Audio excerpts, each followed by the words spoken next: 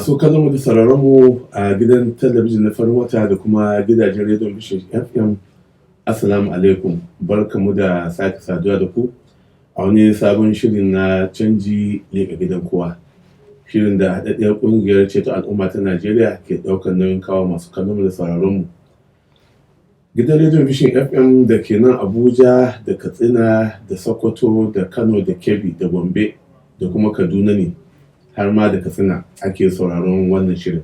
Kuma shiri ne da mukan gayyato masu ruwa da tsaki domin yin nazari akan irin nasarori ko ƙalubalen da ake fuskanta a gwamnatin shugaba Muhammadu Buhari tun lokacin da aka zaɓo ta domin ta kawo canji akan rayuwar 'yan Najeriya.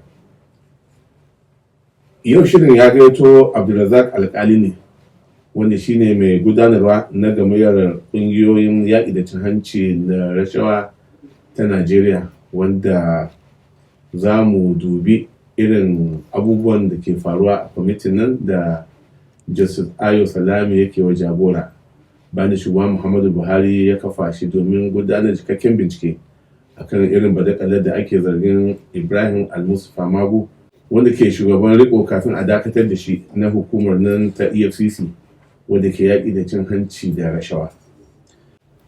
Abdulrazak Alkali, barka da zuwa. Assalamu alaikum. Wato wannan shirin ma ya zo daidai da sunan da ƙungiyar ku take da ko irin ayyukan da take yi akan maganar yaƙi da cin hanci da rashawa. Gaskiya ne. Kuma yaƙi da cin hanci da rashawa shine kusan gadon baya ko cibiyar gwamnatin shugaba Muhammadu Buhari.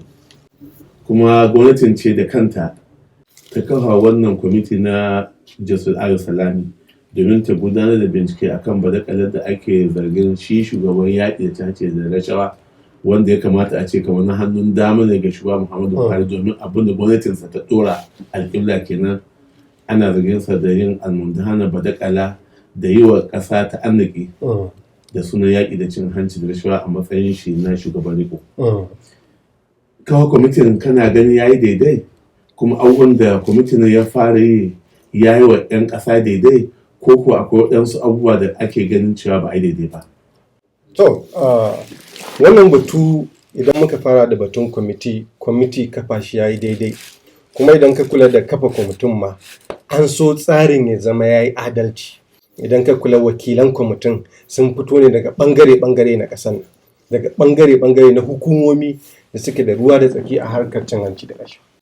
Babban ƙalubalen da yake gabanmu shine, wato tun da Muhammadu Buhari ya zo kan mulki, fafutukar da ya zo da ita ta yaƙi da cin hanci da rashawa, sai aka yi rashin dace ku shine shugaban da aka bawa wannan hukuma shi ya daƙile harkar cin hanci da rashawa a Najeriya tsawon wannan lokaci da ake fama. Idan ka kula akwai wasu matakai da muke gwadawa cewa ƙasa tana yaya matakinta a duniya yake na cin hanci da rashawa. Tun da aka fara wannan tam ɗin har kawo yanzu abu ma sai ci baya dai, wato wanda Transparency International take fitarwa. Wannan me yake nuna mana cewa wayanda aka ba haƙƙin su yi wannan aiki na yaƙi da cin hanci da rashawa ba sa yin abin da ya dace. Kuma Allah da ikonsa, shi ofis ɗin Attorney General wato ya yi ƙoƙari, ya yi namijin yaƙi, don batun yanzu yake fafutukar sato kasa katsi na yadda zai tabbatar cewa hukumomin cin hanci da rashawa suna yin abin da ya dace ba. Amma ba a samu dama ba sai wannan lokacin, wanda kuma bayanan nan na rashin yin ba daidai ba na hukumar nan sun taru ne matuƙar yawa. Lokaci ne yanzu yayi da asirinsa shi shugaban nan ya zo ya tonu, komai ya fito fili, wanda kuma tsawon wannan lokaci magana gaskiya ya cutar da wannan ƙasa ta mu. Duk darajarmu da darajar gwamnatin Muhammadu Buhari ma da ta kafa akan cin yaƙi da rashawa da hanci a duniya, sai da ta zo ta zama wata iri. Don ƙasashen duniya da yawa ma sun ba da, kamar hukuma ta Ingila da ta faɗa cewa tana samun tarnaki wajen yaƙar cin hanci da rashawa a Najeriya. Kuma ba komai ne janyo ba, shugabancin wannan hukuma ce wadda ita ce akan gaba ta yaƙar wannan tsari. Sabida haka a wannan yanayi kwamiti da shugaban ƙasa ya kafa ya yi daidai, kuma ayyukansu a buɗe suke yinsa. Shi kamar shi wanda ake caza, wato tsohon shugaban hukuma Mustapha Magu, kullum da shi ake zama a kwamitin nan ana tambayinsa. Idan an nemi shaidu wanda za su ba da shaida kan wannan abubuwa da a gabansa ake, ana ba shi dama ma shi ma ya musu tambayoyi wato cross examine, ya ƙara tambayar su domin a tabbatar batun da suke faɗa gaskiya ne ko ba gaskiya ba ne. amma mun ga lauyansa mun shi yana cewa ba a yi wa Mustapha Magu adalci, kuma rahoton da aka bada na wucin gadi ga shugaban kasa ba daidai ba ne a yi haka, domin ba a ba Magu damar ya kare kansa daga zarge-zargen da ake masa ba. Wannan ba a ganin wata hujja ce cewa watakila yana ma wasu tambayoyi ne kawai in suka ba da shaida a kansa, ba shi aka ba dama ya kare kansa ba. Wannan batu ne suke ta neman su kautar da jama'a kan batun da ake ba damar da ta wuce a gabanka ake binkitanka, ana faɗa ma kayi kaza, idan baka yi baka ce baka yi ba, kuma yawanci da abubuwan da aka faɗa yayi kuma shaidu wanda suka baya a gabansa ake kira su. So ban san wani fair hearing da suke nema ba ana. Kuma in ka kula banda wannan ma ai suna ta saka batutuwa na wani abubuwa daban da suke son su ruɗe hankalin 'yan Najeriya cewa ai an yi kaza. Mun je an yi kaza, kowa ne kuka zo da shi, amma wannan zargi da ake maka kai akan kanka na kai ba daidai ba, ka zo ka mai da hankalinka wajen kare kanka, da ka ringa fito da wasu batutuwa cewa amma kaza ko wani yayi kaza. Saboda haka wannan tsari ne nasu na kautar da hankalin 'yan Najeriya kada su kula ma da me ake yi a ciki. Amma wani abu da ya zama zahiri shi ne wani rahoto da shi shugaban kasa dama yake da shi, kuma bisa ga bincike da waɗansu kwamitoci na baya suka yi akan kaddarori da kuɗaɗe da hukumomin da ke karɓo kuɗaɗe na haraji ko ke kwato kaddarorin zamba suka yi wa wani kwamitin shugaba Buhari, ya ba da damar a yi bincike a gano lissafin ƙididdiga na abubuwan da aka karɓo da abubuwan da ke ƙasa da wanda ba su ƙasa.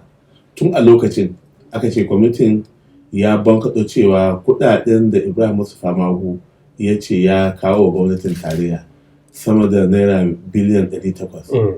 Aka ga cewa akwai biliyan kusan 30 da 'yan ɗoriya da ba a gansu ba asusu na gwamnati.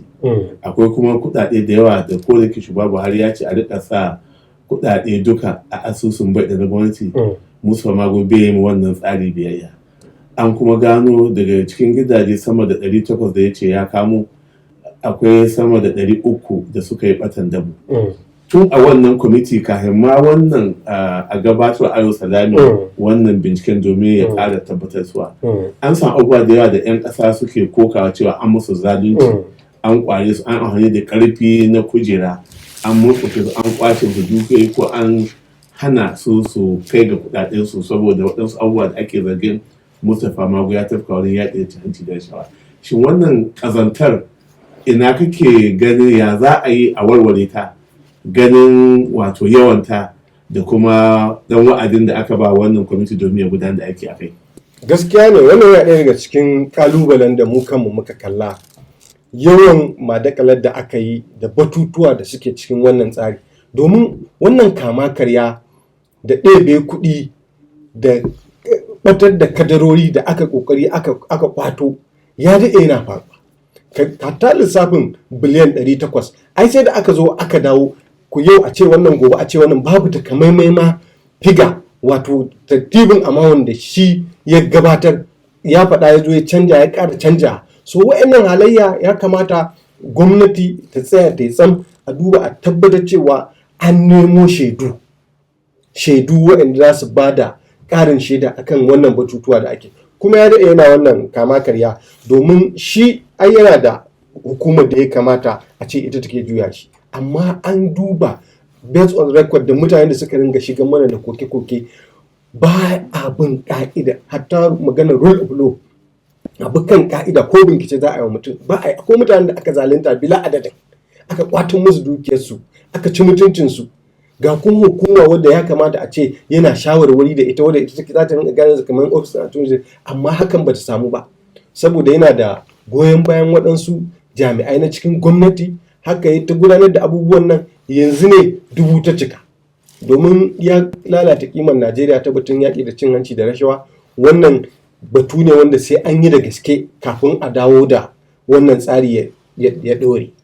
An ce akwai wasu rahotanni wurin guda 3 da shugaba Buhari ya samu daga kasashen waje musamman ƙungiyoyi ne na haɗaka waɗanda suke yaƙi da cin hanci da rashawa na ƙasa da ƙasa. Najeriya tana mu'amala da ayyuka da su. Amma su ma sun rubuto wasiƙu a lokuta daban-daban da shugaba Buhari inda suke kokawa, kuma sun janye aiki da Ibrahim Mustapha Magu saboda sun zarge shi da cewar yana fallasa bayanan sirri da idan aka bada, kuma yana ƙoƙarin ma yi ma ayyukansu na ƙasa da ƙasa zagon ƙasa, ba ma ta Najeriya ba, a'a har ma suka kai ga yin aiki da kansu ba tare sun sa Najeriya ba domin samu nasarar bincike-binciken musamman 'yan damfara waɗanda aka kama a ƙasashen duniya ba tare da haɗin kan ko amfani ko sanin mahukuntan yaƙi cin hanci da rashawa na Najeriya ba.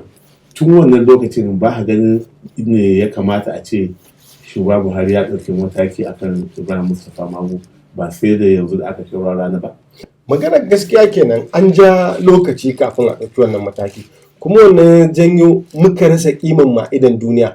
Magana kamar Interpol, hukumar 'yan sanda ta duniya wadda suke sanjan bayanai na yaya za a bibiyi marasa gaskiya a duniya, sai yadda ta zo sun ba sa son mu'amala da Najeriya, saboda wanda suke mu'amala da su suke taimakawa masu cin hanci da rashawa, wanda kuma kaga wannan ba karamin karya darajar me ba. Ce hukumar ku da take yaƙi da wannan shugaba na cikin gurin su ne suke yin wannan abubuwa, abu ne da wanda ya karya darajar ƙasar nan, kuma ya kamata a yanzu a ce a yi ƙoƙari a gyara wannan alaƙa. Idan ba za mu iya yaƙi da cin hanci da rashawa mu kaɗai ba, dole wannan ƙasashen, amma yadda aka cire wannan shugaba a kasance an lallaɓe su, an dawo harkar nan inda za mu ci gaba da samun bayanai wanda za su nuna mana me ƙasar mu take ciki, suwa da suwaye suke da shige da fice na kuɗi, haramtaccen kuɗi a Najeriya, wanda a wannan tsari da aka fito duk wanda shi kansa ake zargin sa da su duk da wannan tsarin suka fita, su Dubai su ina ne gashi nan da bankuna. Ka duba bayanin da ya fito a ce an ɗauki kuɗi miliyan 570 wai an canja masa muhalli ba da sani ba. Kuɗin wane ne wannan? A wace ƙasa za a yi wannan? Kuma hukumomin shekara 4 ba a binkici wannan abu ba.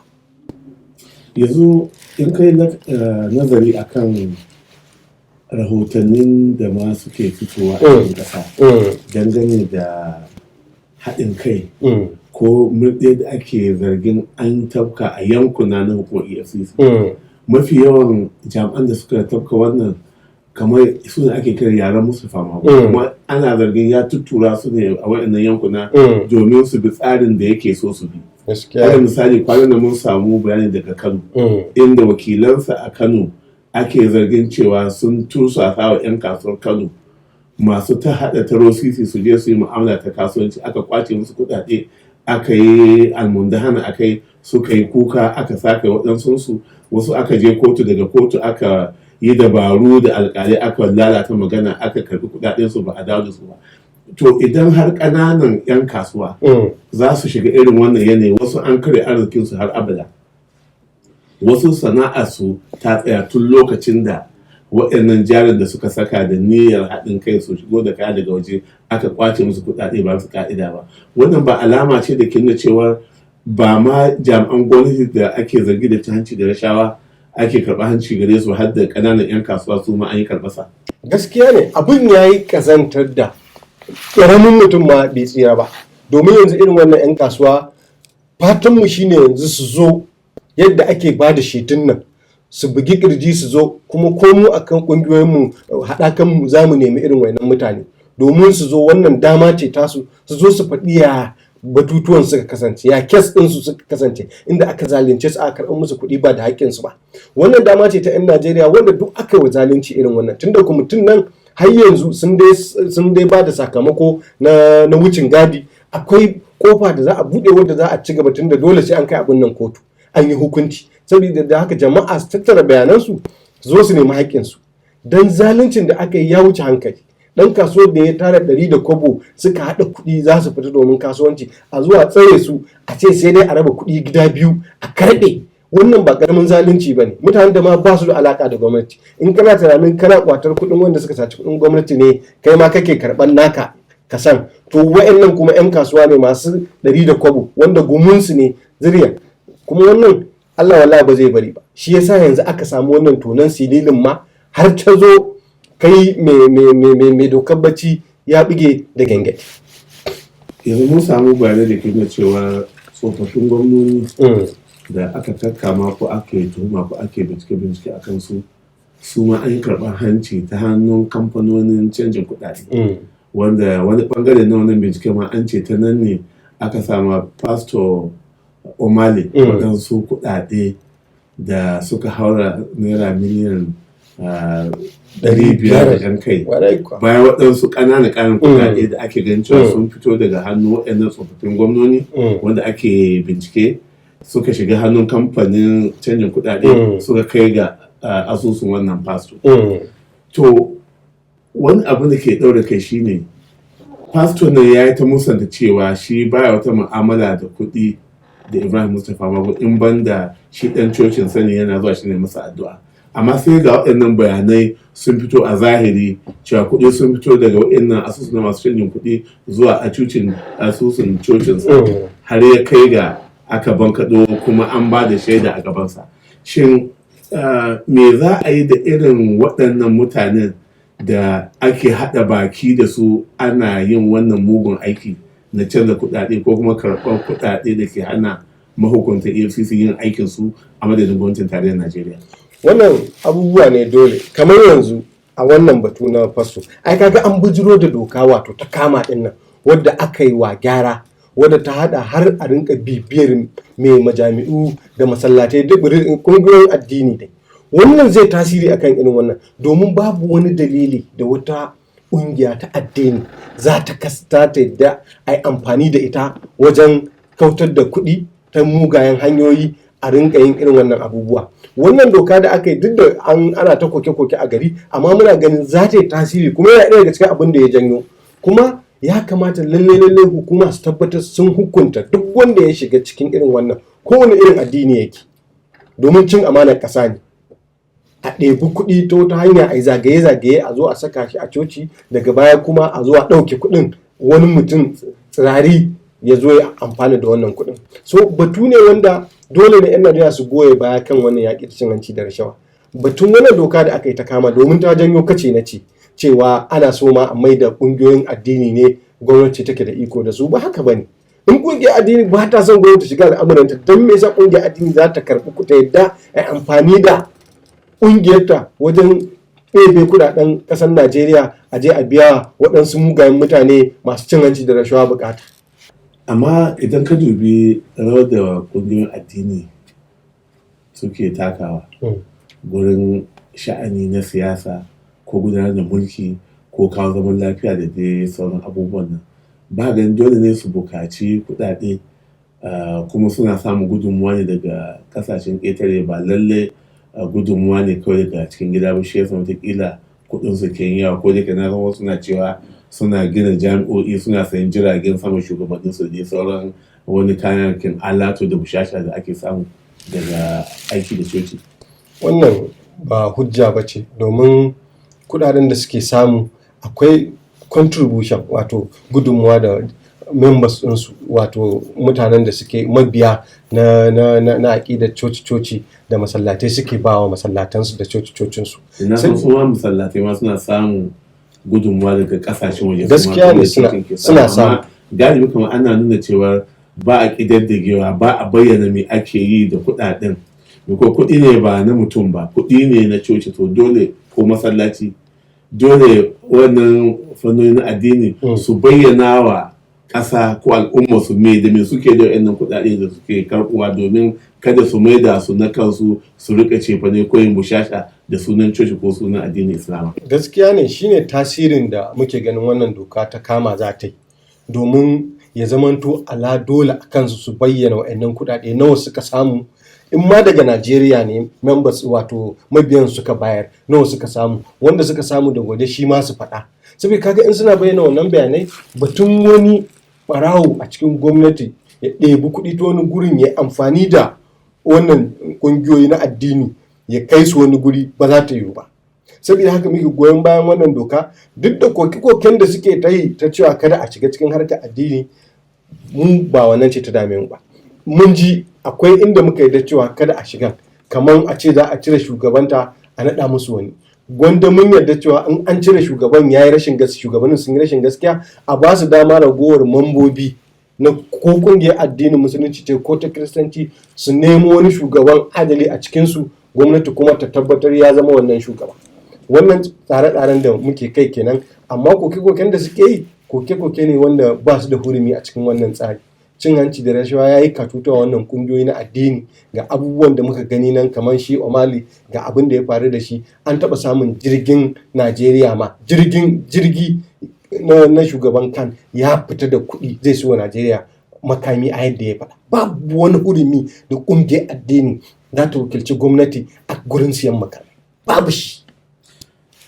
Amma ba ka ganin kamar tun farko ita gwamnatin ce ta dasa wa kanta wannan lalura, domin Ibrahim Mustapha Magu sau biyu ofishin mataimakin shugaban kasa na Najeriya, wanda shi ne mukaddashin shugaban kasa a lokacin, shi na tura sunan Mustapha Magu a majalisar kasa a tantance shi a amince bisa ga dokokin Najeriya, amma aka yi biris da kin amincewa majalisa aka bari ya ci gaba da wannan shugabanci. Gaskiya akwai wannan matsala. Wannan ita ce ma turba ta farko ta inda yaƙi da cin hanci da rashawa a ƙarƙashin shugabancin Muhammadu Buhari ya samu matsala.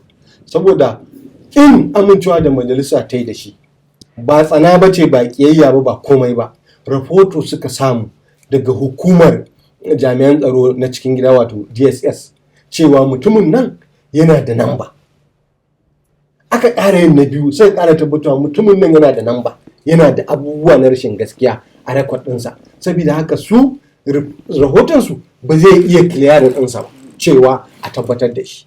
Kuma wannan rahoto ya samu shugaban ƙasa maganar gaskiya a lokacin abin da ya faru, illa dai wanda ya kai wannan rahoto shugaban majalisar wakilai ne, shugaban majalisar dattijai sanata Bukola Saraki. A lokacin kuma ana rashin jin daɗi da shi da jam'iyyarsa ta APC saboda yadda ya zo ya zama shugabanci. Amma da an kalli abin da idon basira, a cire siyasa da bambancin da suke da shi a wannan lokacin, da Magu da bai kawo wannan lokacin ba, domin tun a lokacin aka tabbatar yana da alama ta rashin gaskiya, kuma ba a taɓa cire wannan rahoto daga kansa ba har kawo yau din nan da aka zo aka dakatar da shi, aka cire shi. Shirin canji da gidan kwanaki runku daga nan gidan talabijin Farmata da kuma rukunin gidajen rediyon Vision FM. Za mu je hutun rabin lokaci, idan muka dawo za mu dora daga inda matsala ta fara na cewa an bar Ibrahim Mustapha Magu ba su ka'idodi na kundin tsarin mulkin Najeriya ba, ya ci gaba da aikin da mai da Najeriya hannun baya a wani yaƙi da cin hanci da rashawa. Sai a lafiya. Mun ɗauki kambun sha ambato sha kallo, farin wata sha kallo, don inganta buƙatar masu kallo. Shi yasa takenmu ya zama sabon zubi, sabon tsari don mai kallo. Kama daga zangon nishadi, a inda muka tanadi taskar Kannywood, kiɗe-kiɗen ƙetare, kana da fayyace sirrin da ke cikin shirin fina-finan Kannywood. Kana ga ɓangaren sabon jini, 'yan mata da samari, kama daga shirin dandalin mata, labarin zuciya, wasanni, kana da madugun shirin barka da safiya. Sabon zubinmu yana ɗauke da duniyar adabi, sarki goma, ɗana kowa ne, sirrin girke-girke, ga kuma shirin kandami babbar gayya, canji leƙa gidan kowa, ga shirin ina muka dosa da maɗingin idan mikiya, kashin farko da kashi na biyu. Mu dai kullun cewa muke mai kallo kalli abin kallo, ka sha kallo a farin wata sha kallo. Marhaban muke da ke tashar farin wata mai yaya duhu kowa. Marhaban muke da ke. Jama'a da shirin canji leƙa don kwanaki runku daga nan gidan talabijin na Farmata da kuma gidajen rediyon Vision FM. Abdulrazak Alkali, kai ne shugaban gudanarwa ko kuma mai gudanarwa na gamayar kungiyoyin yaƙi da cin hanci da rashawa ta ƙasa Najeriya. Magana cin yaƙi shine gadon bayan gwamnatin shugaban Muhammadu Buhari. Ba a ko yaƙi da cin hanci da rashawa in ba a bi ka'ida sharuɗa ba.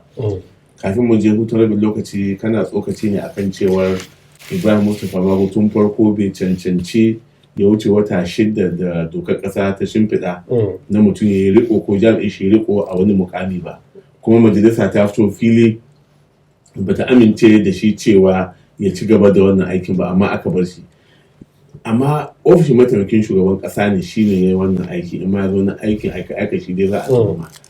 Akwai wani abu da zai sa a ja layi tsakanin shugaba Buhari da shi Professor Yemi Osibanjo, tun da gwamnati ɗaya ce ake cewa ko a lokacin cewa duk abu da gwamnati ta yi shine da matsayin gwamnati, kuma gwamnatin nan kenan bata shuka ma kanta cibiyar da za ta yi nasara a yaƙin cin hanci rashawa wanda shine gaba-gaba a jerin abun da 'yan ƙasa suka ɗora ta yi.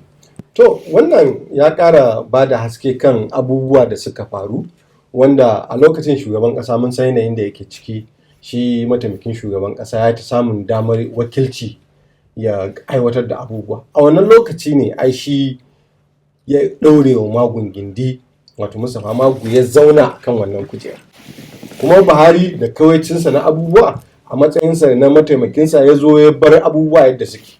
Amma wannan zai ƙara nuna mana cewa akwai matsala, domin ai kaga tun da aka samu shi Magu da wannan zarge-zarge da aka fito da shi, ai kaga mutum na biyu da aka fara fito da wata lamba cewa ya karɓi kuɗi kaza, wanda mun san ba Magu ne ya faɗa ba directly, amma dai ta ina maganar nan ta fito cewa mataimakin shugaban ƙasa ana zargin sa ya karɓi kuɗi kaza.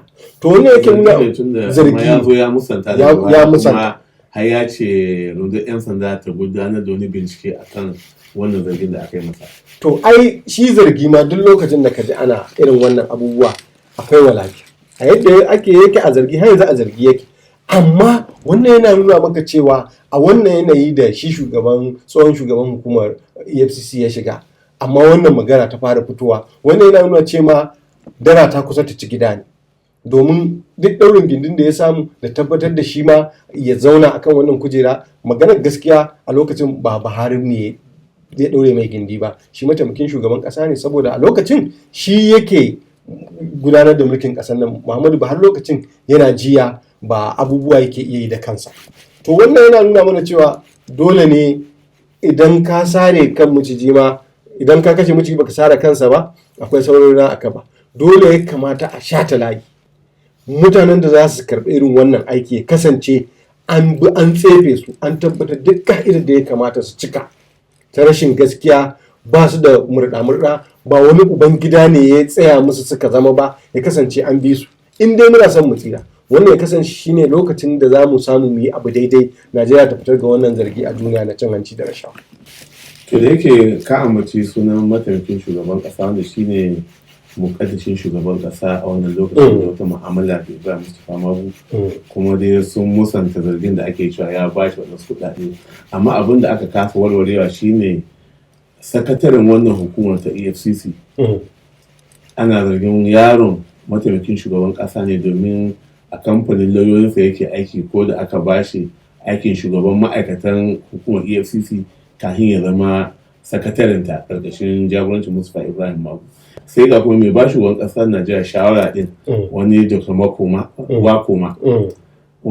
Wakoma, shi ma an kama shi da badakalar naira miliyan 250 daga bincike-binciken da EFCC ta yi, har ma an kama shi, har ana neman a gurfanar da shi a gaban kuliya, amma Mustapha Magu ya tsaya ya hana, ya kwace fayil din, ko ya sallami ko ya canza ma'aikatan da ke binciken gurin aiki. Wannan yana cewar ya kamata watakila a gudanar bincike, a tantance, a raba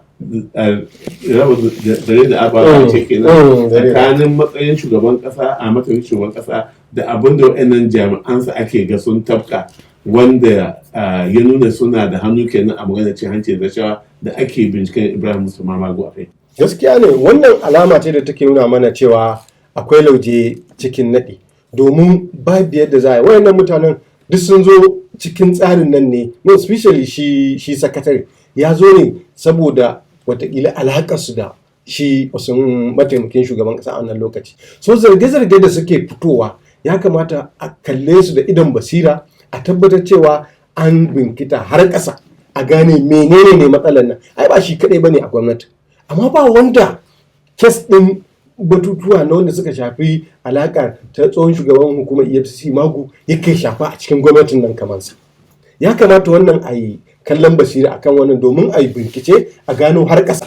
Shi kuma bayanan da ya kamata ya yi ya samo da 'yan Najeriya su gamsu cewa yadda ya ce ya fito ya bayani, in alaƙar ka da wane ya take ka faɗe ta, in jama'a kuma suna da wani ra'ayi na daban wannan ruwansu, amma ya kamata lallai a samu bayanai a gamsar da jama'a cewa ga tsarin nan yadda yake.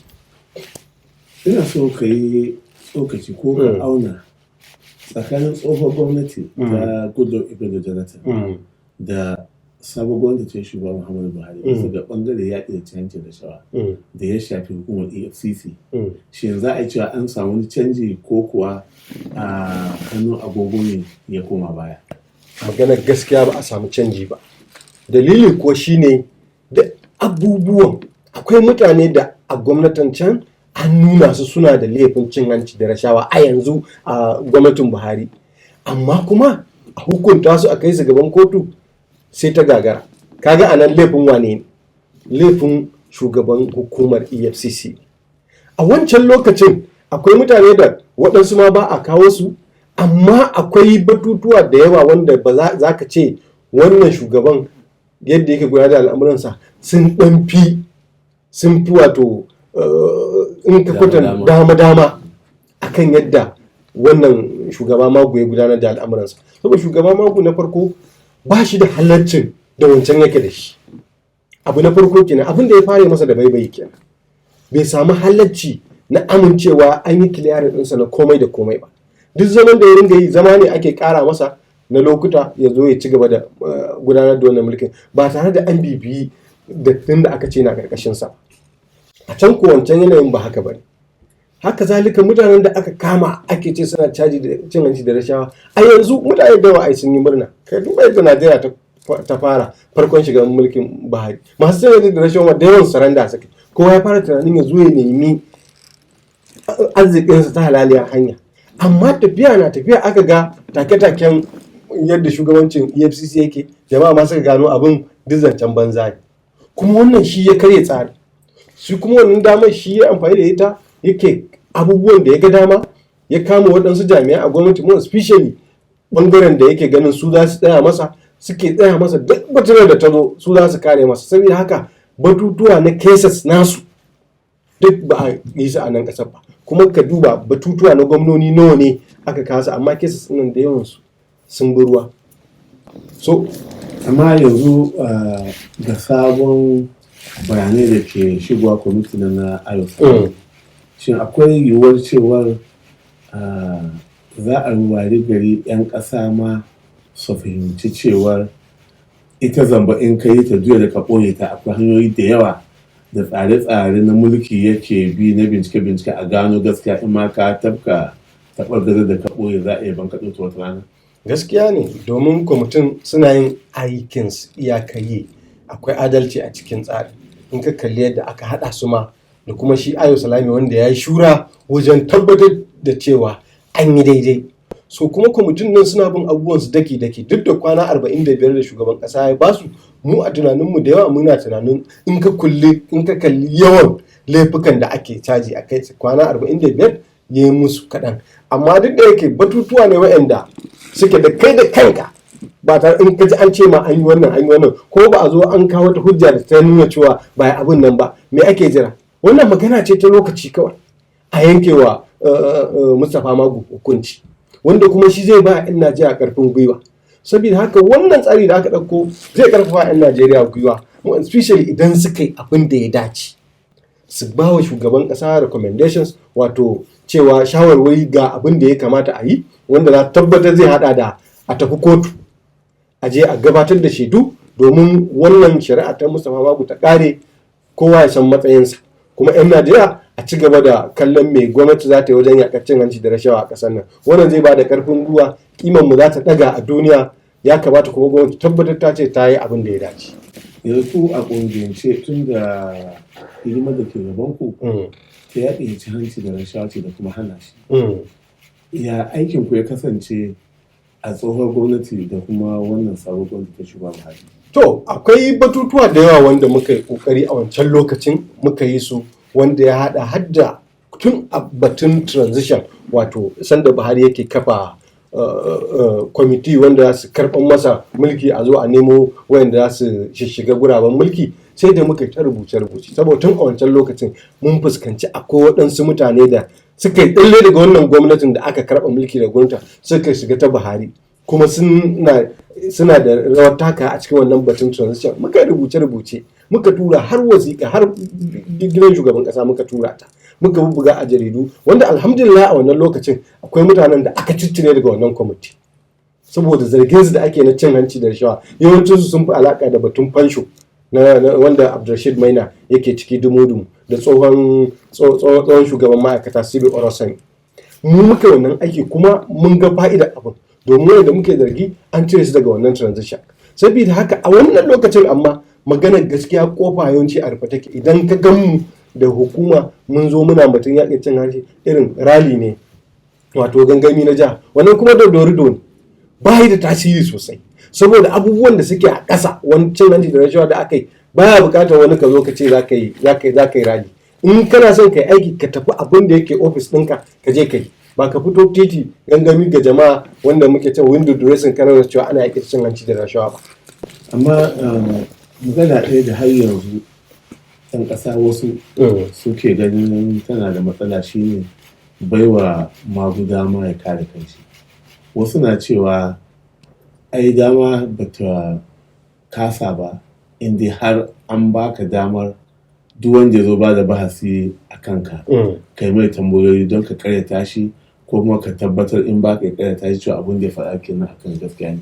Amma akwai wani tsari na musamman da kake gani ya kamata a ba musu magu, kamar yadda wasu ke cewa ai yana so a ba shi dama ne ya yi irin bayanan da Manji Hamza Al-Mustapha a wani kwamiti da ya bincike domin kila ya ce abubuwa da zai kawar da kan masu binciken nan akan wani abu da shi zai tsara a gaba, tun da ana ta propaganda akan watsa labarai cewa shi bai wani laifi ba, ya yi wa ƙasa aiki kamar an yi mai shari ne, ana neman a kifar da shi bisa ga rashin adalci.